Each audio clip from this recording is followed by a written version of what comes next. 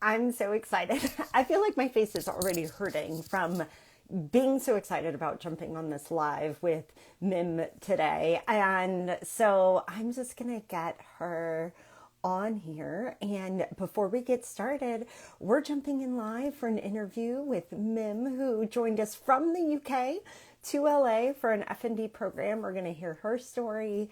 And Mim, I'm going to get you in here. And my name is Julie Hirschberg. I have the privilege of starting and running reactive therapy and wellness where Mim came for our FND program. And let me get you in here. I see this and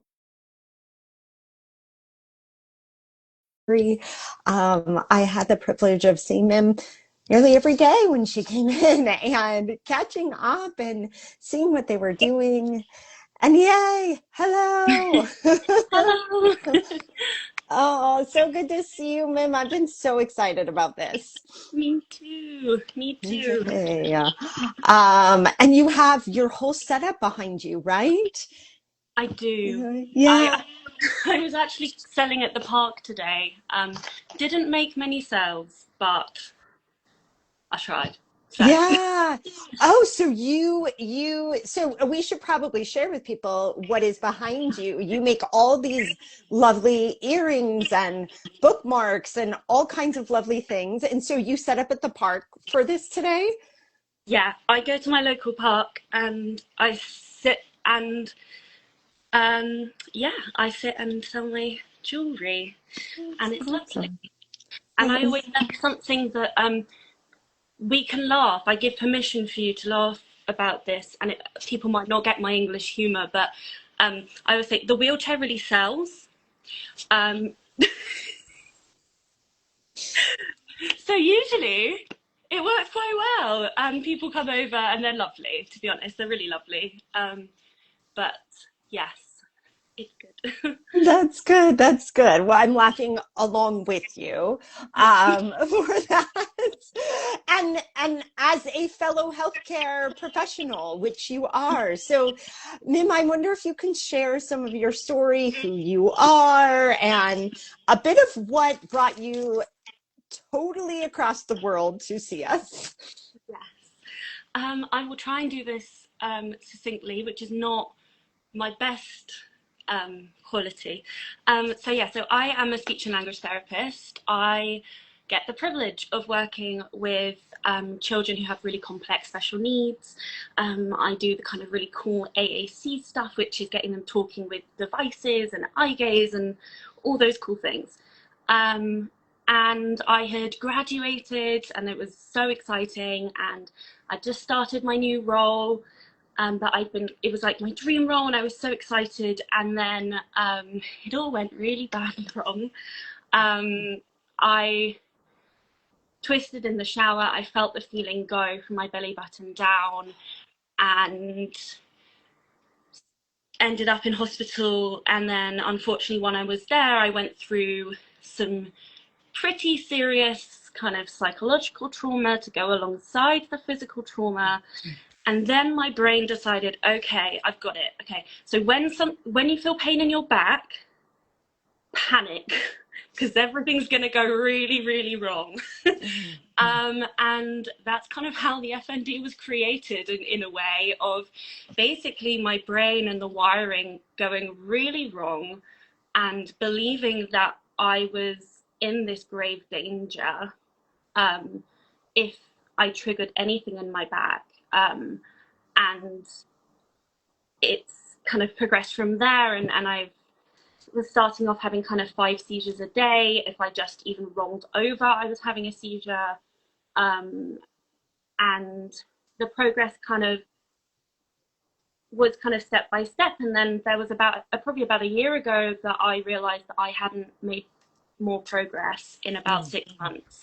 mm, And I was still really, really disabled, needing a lot of care and a lot of support. And the kind of the goals that I had that were really important to me looked really difficult if my life stayed the way that it was. mm. So I found reactive. And I actually remember being in hospital, being like totally bedbound and in a really dire state, and unfortunately went through a lot of medical negligence as well. So that was great. And a lot of trauma there, which I'm sure lots of people can relate to. Um, but I remember I came across Reactive on Instagram, and I remember turning to my sister and saying, "Oh well, if all else fails, I'll just go over to LA for some treatment."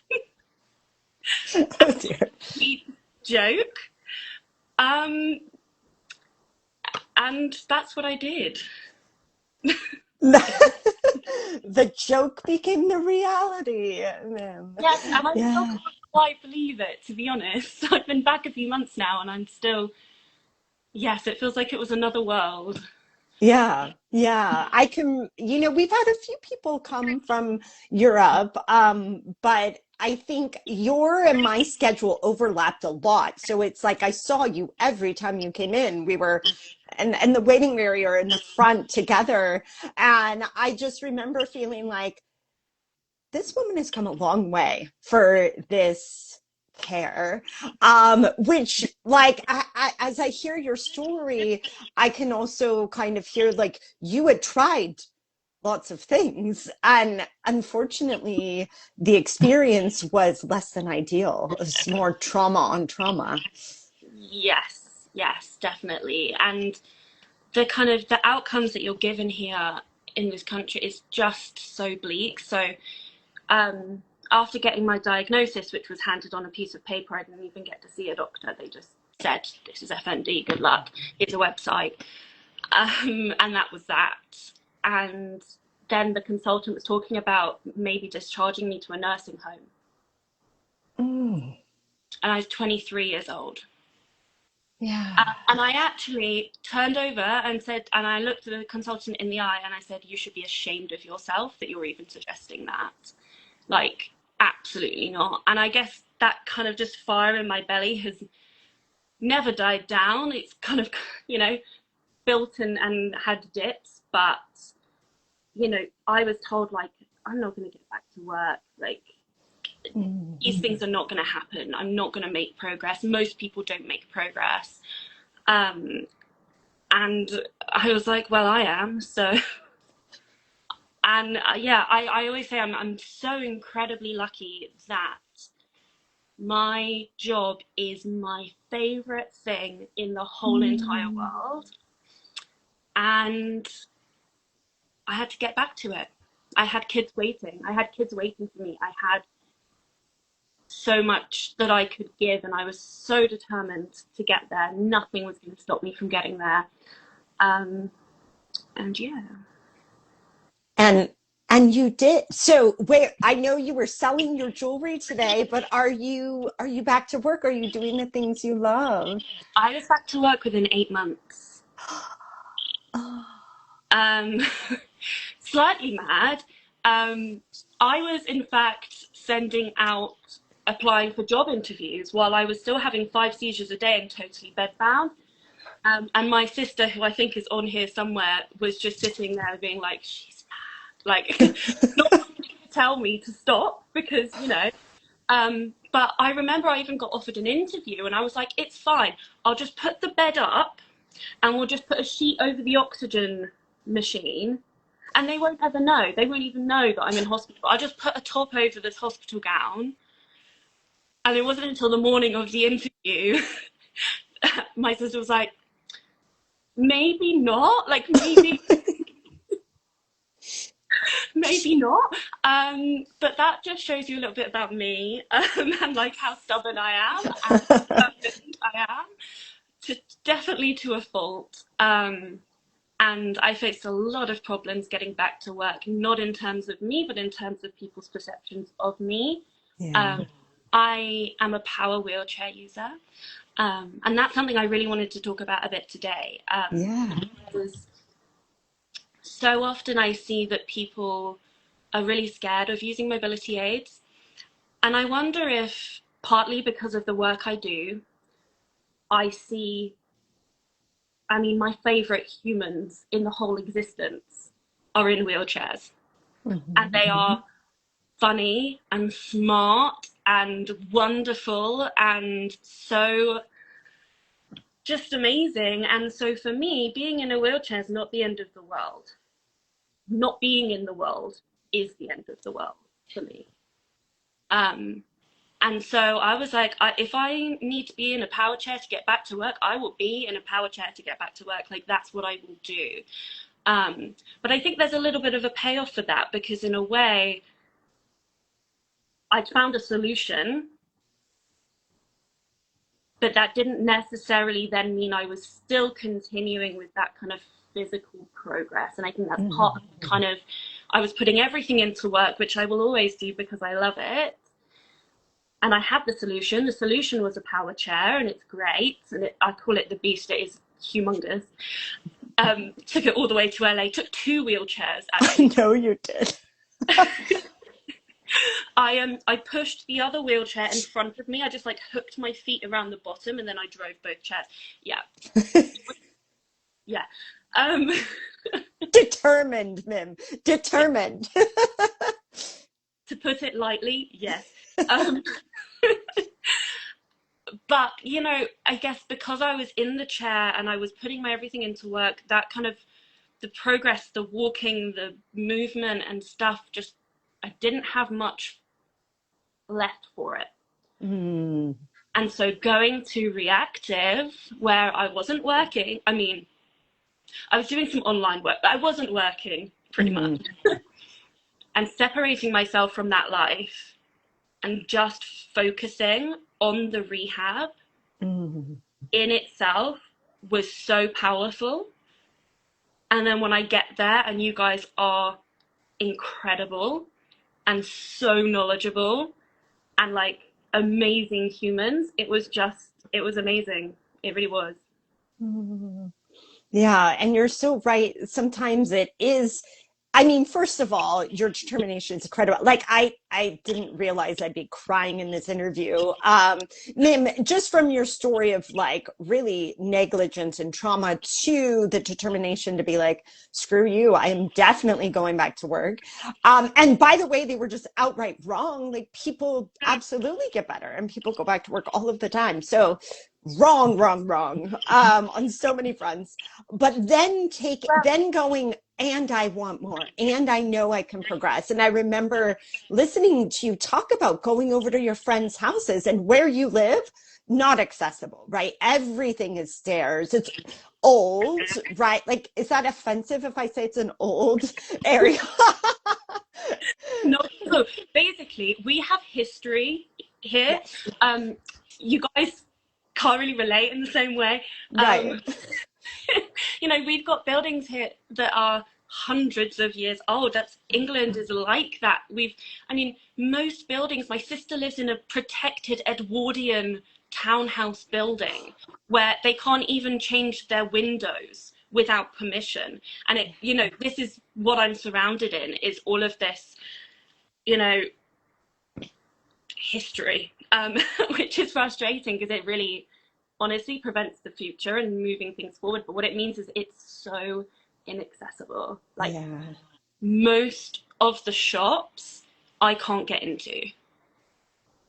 Like, and like in terms of pubs, I know of about like 5. Obviously it's England, we have pubs like on every street. So there's probably like I don't even want to guess, like 100 pubs just in Brighton where I live, and I currently only know of like 4 or 5 that I can get in, and I might not be able to go to the toilet. I might just be able to go into the beer garden, not actually in. So, and unfortunately, as much as I'd love that to change, that's not going to change, and so I had to change. Yeah, so this was a big goal. And I also like happened upon you on the stairs several times, progressing on the stairs, Mim. And so you start singing to ABBA as well. To ABBA for sure. I happened in a lot of fun things happening, Mim. A lot of fun things. And so maybe you can just share some of the things that were like helpful for you in the program that helped you reach some of your goals? Um, oh, so much. Just I also I think you can't appreciate the strength of literally just, I say walking, rolling in the door and knowing that this is going to make me cry now, knowing that you are going to be understood and like respected, and like that there are people there who actually have the skills to help you. I do not get that here. Almost every medical appointment, they're like Googling to find out what FND is, and then they don't want to touch me because it's too complicated and they don't want to come through it. So like literally rolling through the door in and of itself was a win.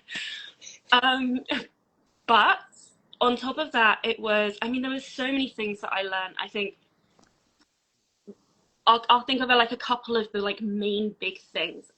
We figured out that basically in this crazy rewiring of my brain and my body that went so wrong, one of the things that went wrong is that pretty much all sensations were being translated into heat.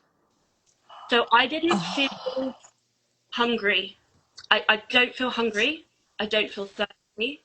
I don't feel the sensation to need to go to the toilet. All of those things I feel as heat. And I knew that, like, obviously I was getting incredibly hot and there was no reason for it. And I lived with a fan permanently, like this far from my body. Yes. But I didn't really know why. And like, to realize that actually, if I brought down my temperature, suddenly I felt hungry. And it was like just wild, just wild. And it just makes sense in this kind of this rewiring that happened of like all of these sensations were just moved into heat, and I was just absolutely boiling at all times, and I didn't know why, and I also didn't know the importance and the power of bringing that temperature down, and that now suddenly, like, oh, I need the toilet. Just, it's wild. So like that was like one specific thing. Yeah. What other things? I mean, I'm wearing my body braid under my dress. Oh, nice. It's the best thing ever, ever, ever, ever, ever.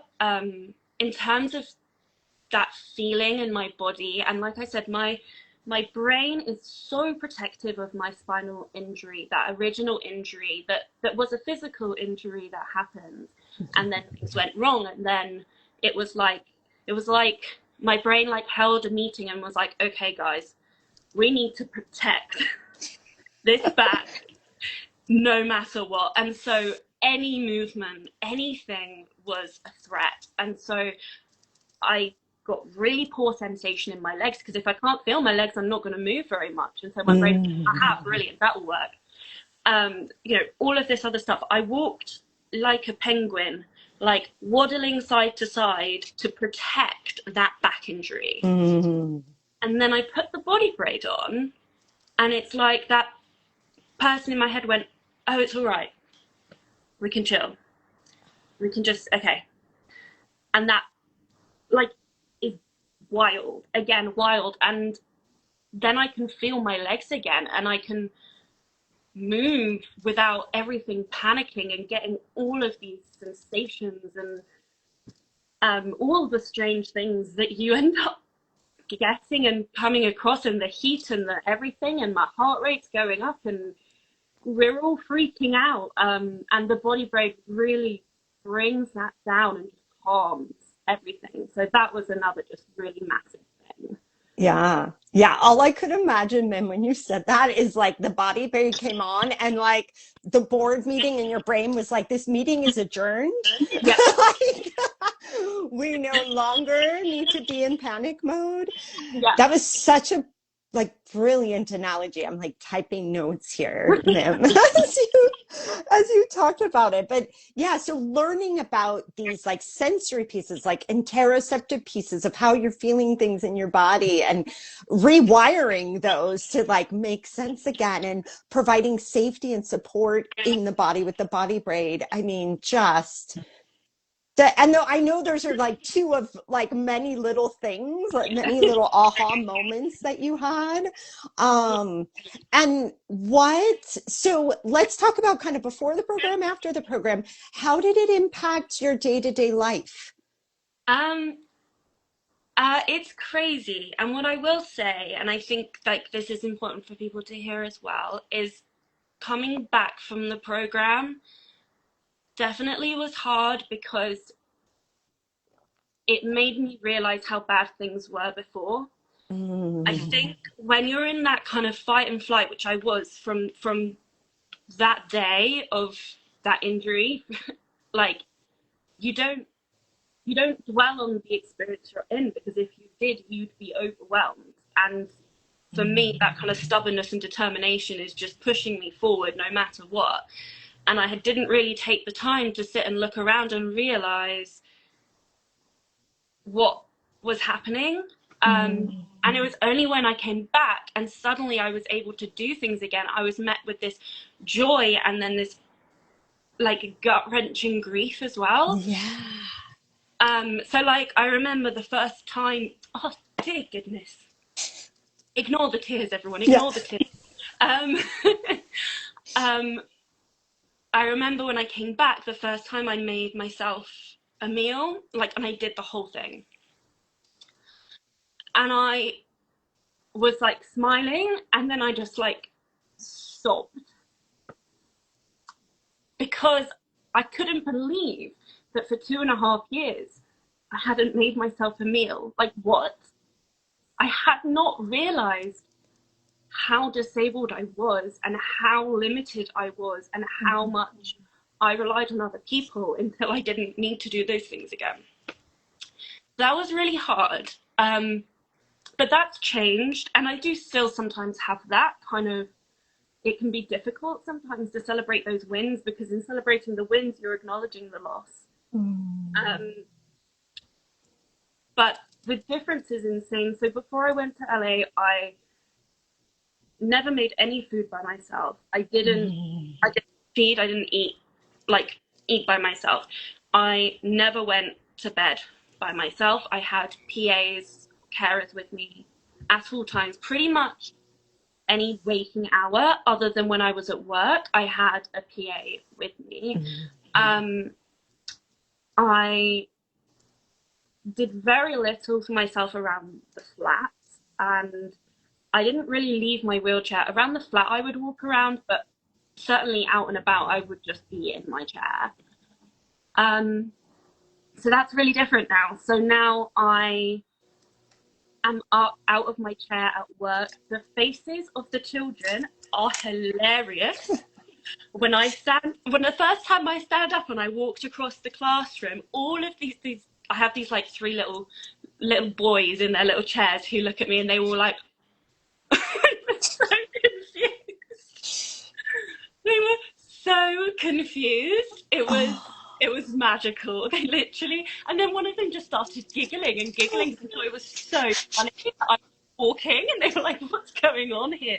Because they always try and take my joystick and drive my wheelchair, and then suddenly I'm walking, and it was just it's so brilliant. Um, a little girl who is supposedly blind, but we know that she's not blind. She saw the body brain and she started pinging it like this. And I was like, "Are you wondering what this is?" I was like, "It helps my body." And she just kind of giggled to herself. And when I started kind of walking off, she was just kind of giggling to herself. It's just brilliant. And I can now get up and off the floor. I can sit on the floor with the kids, which is amazing. They do like to get in the chair, but I figured out how to lock the wheelchair Great. so that they can't go on a joyride. Oh, but they try.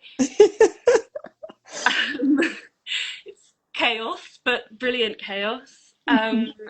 I'm doing stairs and things, and then I've got something to show everyone, which I it's something I kind of came up with my team coming up to kind of leaving the program. I'm very visual, and I'm also not.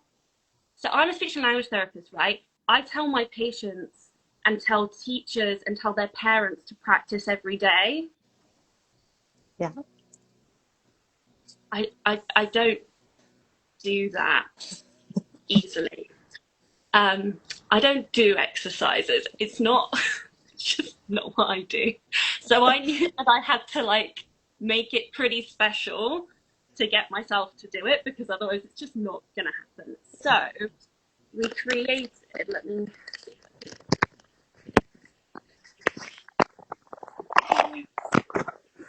I think I can turn it around. The Oh, Mim Olympics. yes. So I have four events, sorry, no, four sports, and then multiple events within each sport, you know, obviously. Um, so I've got like sit to stand, and then I have like a few different events within that. I've got sitting in different chairs, stairs, and walking.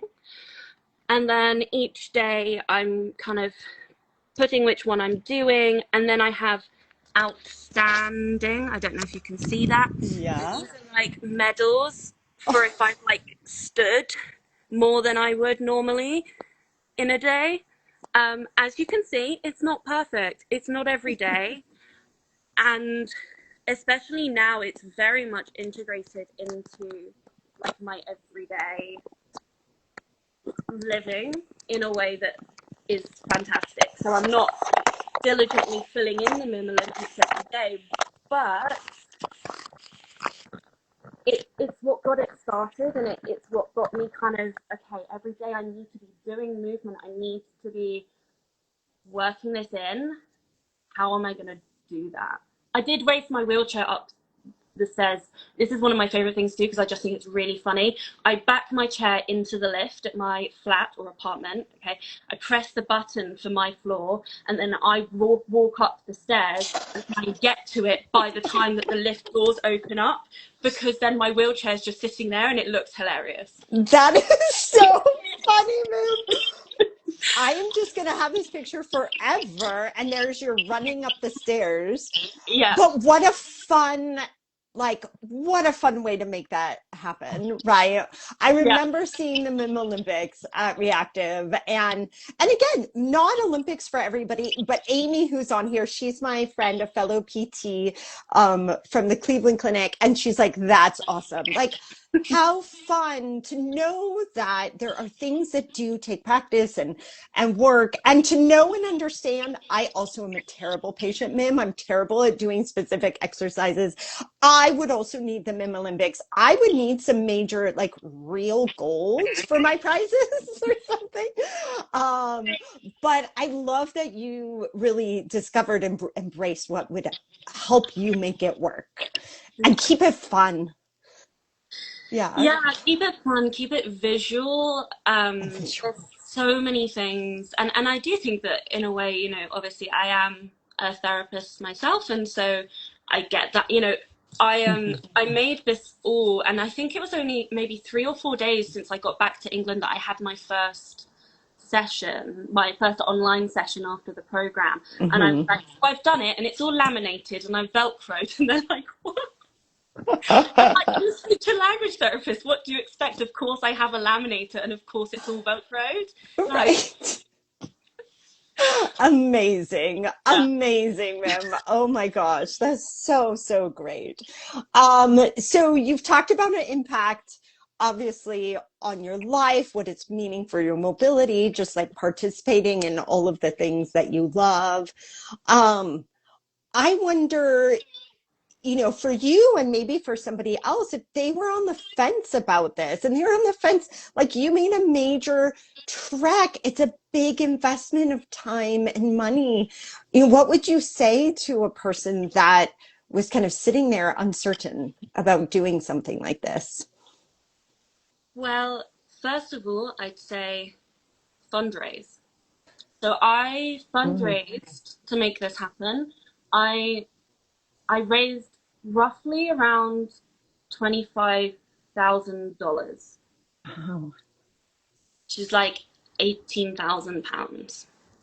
Um, it was work. It was hard work. But it wouldn't happen otherwise.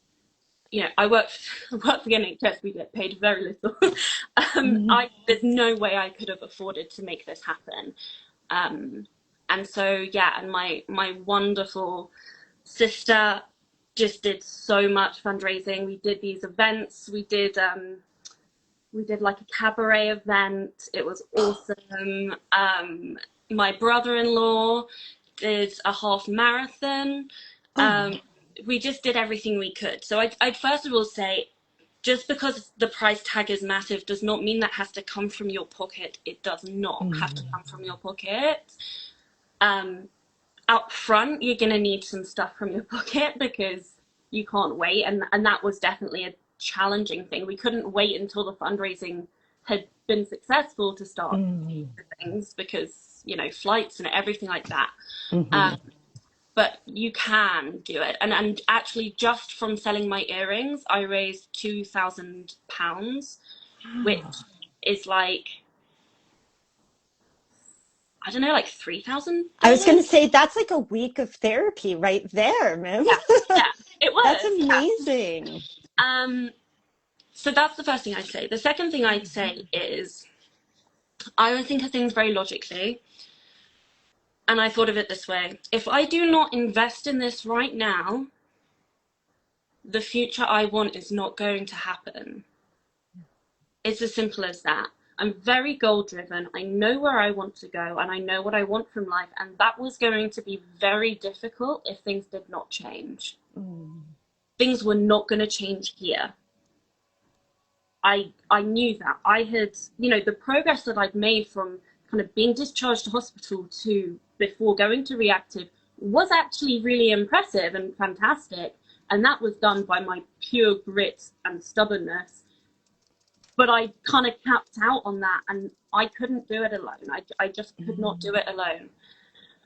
It is so expensive, but it is so, so worth it that if you can make it happen, and even if you believe that you can't, like, you can make it happen, it's it's so important. I wouldn't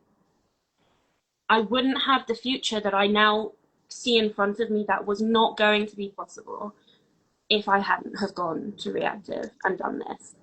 It just wouldn't, and that sucks. And that's not good enough. It's not good enough. We should Mm. be able to have this here. We should be able to have access to this. I should not have to fly all the way to LA to get this. That's absurd.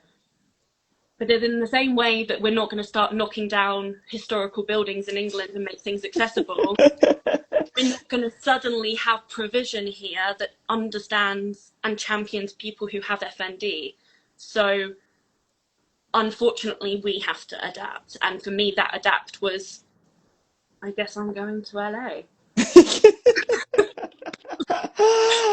Yeah, yeah. I mean, and certainly, as you know, my mission is to keep educating clinicians all over the world. And actually, Mim, I have like hopefully plans to actually come to Europe next year as part of that, and I will have to visit. Yeah. Um, but you're right, it's not happening overnight. But I think you've shared some really great things for other clinicians. I wonder what else, like what other message would you want to share as a healthcare professional to other healthcare professionals about treatment for FND? Uh, so much. I think I always want to start with the fact that this could be you. Mm-hmm. Um, I was a student speech therapist working on a neuro rehab ward 3 months before I developed FND. Okay, so this is not something that happens to someone far, far away. This could be you, and that's quite confronting. But I think it's important actually for providers to understand. This could be them. In which case, can they understand how incredibly disabling and the grief that comes alongside your body and your brain just breaking down and doing all this incredibly strange things? And it is a neurological condition. It is not, it is functional. Functional is the way that your brain functions. Neurological disorder. And we are helpless. And I don't, that sounds defeatist, but in the way of, we can't, these symptoms are happening, these things are happening to our bodies, to our brains, and we need your help. I can't just make a seizure stop. I cannot feel my legs. I can't do that. It's not there. And so it is the responsibility of the clinician to figure out how you are going to bring that body and that brain back again, how you are going to get them to talk to each other. You know, we know so much about this. We also don't know a lot as well. And I think we can normalize that. We're not saying that if you're not reactive level of expertise, you can't help. It's just not the case. No. You know, no one knows everything, but you can understand the fundamentals of brain-body connection, interoception, sensory input, working on kind of momentum, working on external focus, all of these things, you know, that can be implemented and that can be put in place close to home. And I really hope that it continues to grow like that. And I do think it's absurd that I didn't know what FND was until I had it. And I was a speech and language therapist. Like, that says a lot. Yeah. That we need to be doing better in terms of education and stuff. But thank God for you guys. And I know you guys are doing so much in terms of education, and that is invaluable, because we can't all go to LA. No, we cannot and shouldn't have to. You shouldn't have to. Although I'm so glad you did, Mim. I feel like our lives are enriched because you did, but you're right, you shouldn't have to. Now, on the other side of the things, you've been living with this. You know what it's like to have been through a lot of the symptoms and as well as the trauma in the medical system. What might you tell somebody else with FND who feels discouraged that it can't get better? That any medical professional that says it can't get better is a reflection on them, not on you.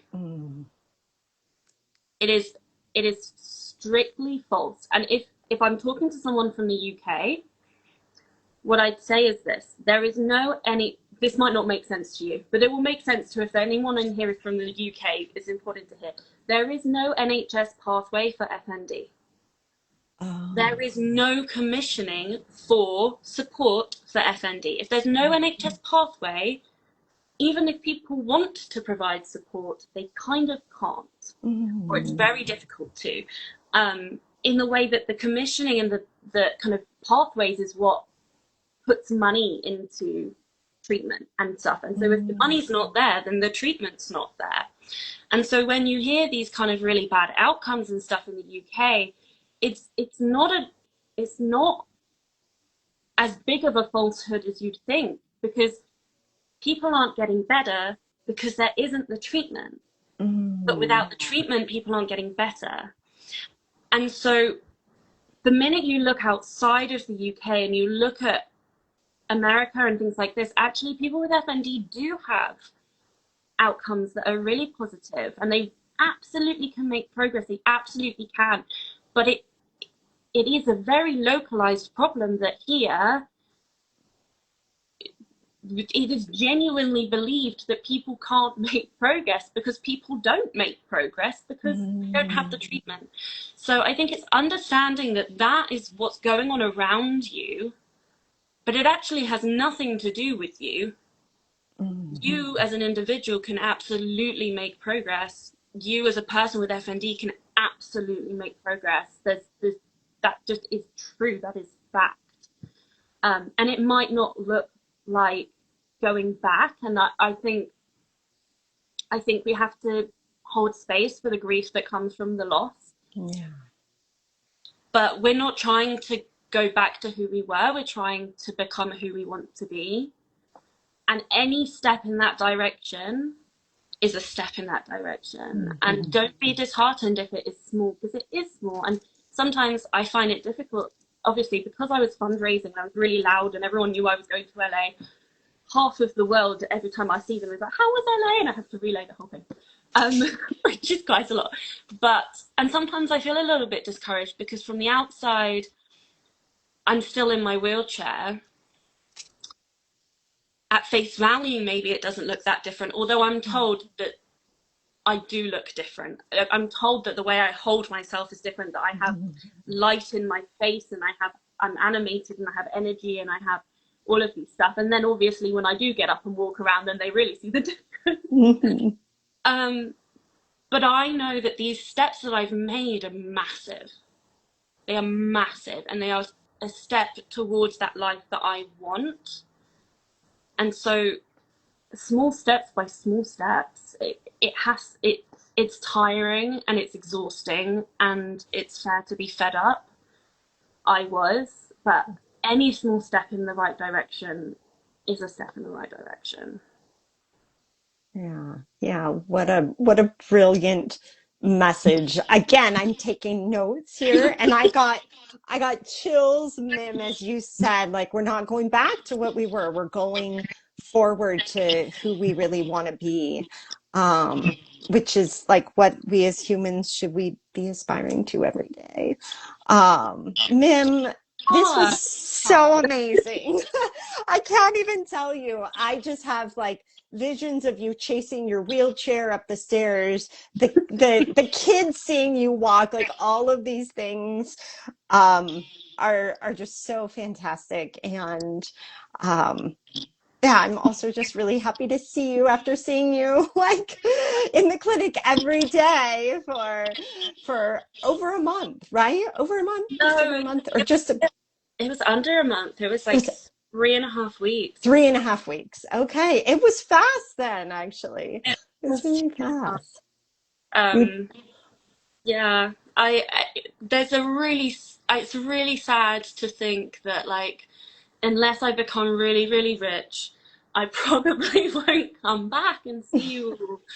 And that's sad because the connection that I've made is so special and um, just brings me life. And like I mentioned, I'm still doing kind of the occasional online session. I need to sit in the park and sell a lot more jewelry to make that continue. But just sitting on the phone with someone from Reactive is just it just gives you light and gives you hope because you know they believe in you and it's just so sad how little people believe in people who have FND and how little we end up believing in ourselves and our capacity. But like you are strong. You're so strong. Like anyone who is going through this, you are so strong. I wish you didn't have to be this strong, but you are so strong. Um, and so yeah, just go out and get it. Do what you get can. it. Yeah. Yeah, and we will just keep growing clinicians for other people to, at minimum, be believed. Um, at minimum. Thank you, Mim, again. Thanks for this time to share your story, and it's just so wonderful to see your face too. But you're changing the world by sharing your story and what you have learned as well. So thank you. Well, seeing as I found you guys on Instagram, it seems only fair that I kind of can be even a little part of that kind of reactive Instagram feed. Because that's how I found you and how this happened. And I really hope that other people find you as well. I really hope that they can feel that there is another option. And like I said, it was a joke. It was genuinely a joke that I was going to come to LA. But I think that was always it was in the back of my mind for a really long time that if Mm. things didn't get better, that there is hope and there is someone there. And then to actually go and see you guys and actually go and do it, it was better than I could have imagined. Oh. Well, we are the lucky ones. So thanks for trusting us on your journey, Mim. No. Um, and as for you, have a good rest of your evening, Yes. and Yes. um, and we will stay in touch. Thank you so much. Absolutely. Thank you. All right. Bye. Bye.